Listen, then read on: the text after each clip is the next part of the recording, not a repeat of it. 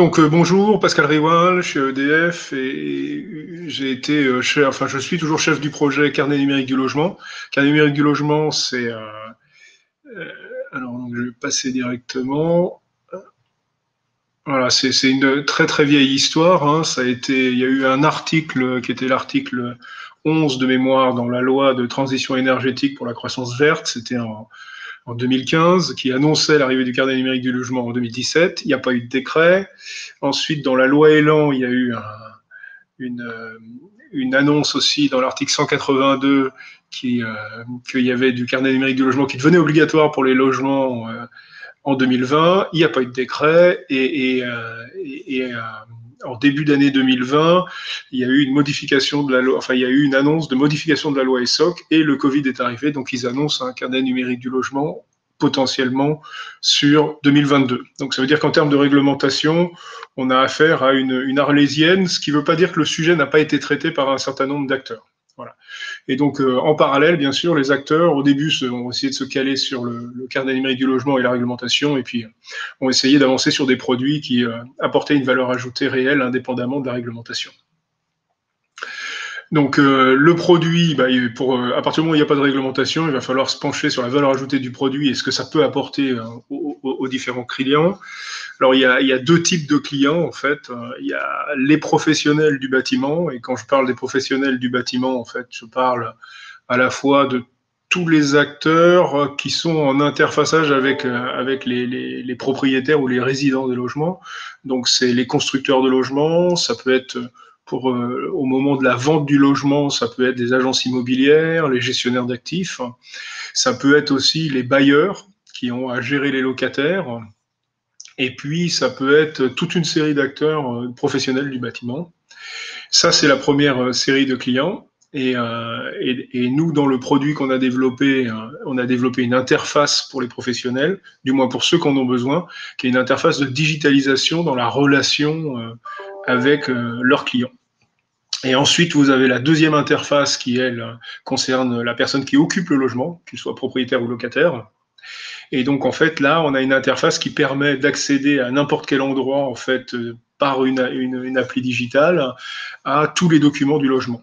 Et bien sûr, on pourrait être dans une vision assez simpliste, mais qui était celle un petit peu des réglementations, de dire, ben voilà, on est sur un espace de stockage, on y accède et on a accès à tous les documents essentiels du logement, que ce soit les permis, les plans, les travaux, les équipements, les notices d'équipement. On a un système de calendrier, on a un système de rappel, enfin voilà, une interface qui serait un petit peu de ce qu'on rencontre un peu partout dans les espaces clients, je dirais, des fournisseurs de services, que ce soit EDF, Orange, ou même parfois un certain nombre de syndics qui ont des extranets. Mais en fait, on souhaitait avoir quelque chose qui soit un peu plus orienté client. Et donc, en fait, on a couplé cette interface qui est essentiellement remplie de données du logement, hein, avec les données essentielles du bâtiment. On l'a couplé avec un coffre-fort numérique Digipost, qui lui est essentiellement axé sur le client personnalisé, et dans lequel il peut en fait synchroniser, collecter automatiquement et conserver, archiver et capitaliser de façon sécurisée toutes ces données en fait quotidiennes, administratives, digitales.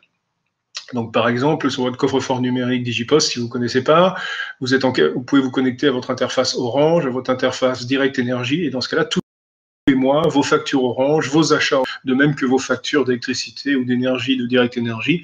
De la même façon, vous pouvez vous connecter au site des impôts, et dans ce cas-là, tous les documents administratifs des impôts seront automatiquement synchronisés. Donc, vous avez sur votre coffre-fort digital toute une série de répertoires qui correspondent à toutes les connexions que vous avez données. Vous avez votre vie digitale qui peut apparaître. Et donc, nous, on a fait le choix de mettre un coffre-fort Digipost connecté au coffre-fort logement, de façon à avoir une occurrence d'utilisation assez forte. Voilà.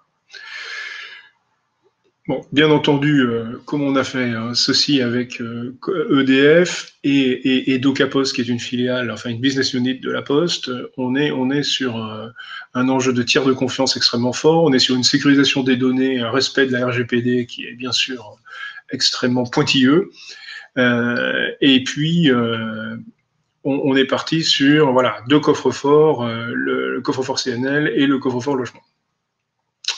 On a eu un exemple intéressant de le déployer pour un bailleur, pour voir comment ça fonctionnait. Donc, on a un bailleur qui est Test, qui est une filiale de la direction immobilière d'EDF, donc avec un certain nombre de locataires. On a fait une interface bailleur qui permettait aux bailleurs de visualiser en fait à tout moment les immeubles. Donc, on l'a fait sur 2 immeubles. Les immeubles et ensuite pour chaque immeuble, pour chaque locataire, les documents qui concernaient le logement, les documents qui concernaient les parties communes, ce qui est la majorité des documents qui sont en fait stockés pour un bailleur sur le bâtiment. On a 90% des documents qui concernent en fait les travaux des parties communes. Et ensuite, on a donné à chaque locataire l'accès à travers une interface aux documents qui concernaient son logement en tant que locataire, c'est-à-dire les bails, les échéances, et puis le plan, les diagnostics, etc. Et on a fourni, ou lorsqu'il en avait un, on a raccroché son coffre-fort Digipost sur chacun des coffres-forts logements cités, ce qui fait qu'en fait, il avait l'interface carnet numérique du logement complète possible. La valeur ajoutée pour le bailleur, eh ben en fait, c'est le bailleur se retrouve avec, plutôt que de se retrouver avec des prestataires qui ont des systèmes d'information diverses et plus ou moins ergonomiques, voire peu ergonomiques, le carnet numérique du logement en fait l'interfaçage avec les systèmes d'information qui existent. Et en fait, en 2 ou 3 clics, on se retrouve sur le bâtiment et on a accès immédiatement aux usages du bailleur. Donc il y a un gros travail de réflexion avec le bailleur pour savoir quelles sont les informations auxquelles il a envie d'avoir accès immédiatement. Et donc, on fait ensuite une connexion à travers le carnet numérique du logement. Le parcours digital qui est constitué pour le bailleur, il est un accès à tous les éléments de façon assez simple. Et ensuite, c'est un outil de dialogue avec son locataire, avec une possibilité de dialoguer, mais aussi d'y construire des fonctionnalités, et notamment, par exemple, une fonctionnalité très très simple, mais il y en a d'autres qui sont un peu plus compliquées, qu'on a mise en place, qui est la fonctionnalité simplement de rappeler au locataire que tous les ans, il doit remonter l'attestation d'assurance, et à partir de là, le locataire qui a son carnet numérique du logement va aller chercher dans son coffre-fort Digipost personnel l'attestation d'assurance qu'il a soit par son banquier, soit par son assureur, et il la fait remonter de façon sécurisée dans le carnet numérique du logement, et elle est mise comme ça à disposition du bailleur par un système de relance classique jusqu'au moment où ce soit fait. Voilà. Pour le locataire, c'est de la même façon, au lieu d'avoir tout ça sous des papiers dans un classeur, comme on l'a tous pour nos logements, et bien en fait, dans son carnet numérique du logement, il retrouve son bail, son document d'entrée, ses quittances, les diagnostics, et puis il a tout ce système de communication totalement B2B direct avec son bailleur qui est possible. Voilà. Donc, bien entendu, on l'a développé avec un bailleur, avec une 60aine de locataires, et on est en train de discuter avec d'autres bailleurs pour voir quel serait leur intérêt, mais forcément, le professionnel de l'immobilier, ça peut être bien sûr le bailleur, et là, il y a les démonstrations.